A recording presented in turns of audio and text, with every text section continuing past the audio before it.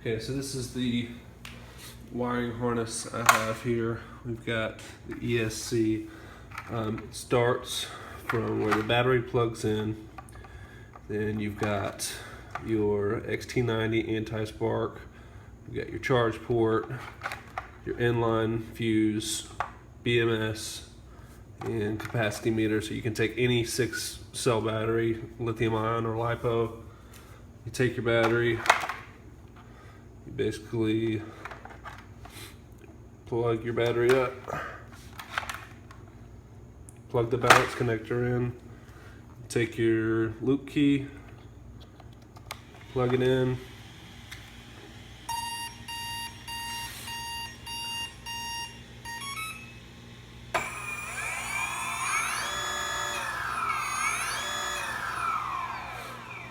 so that's that. Come in here real quick. Also, when you're riding, I decided to install a remote momentary switch so that I can mount it on the outside because the factory one's just too small.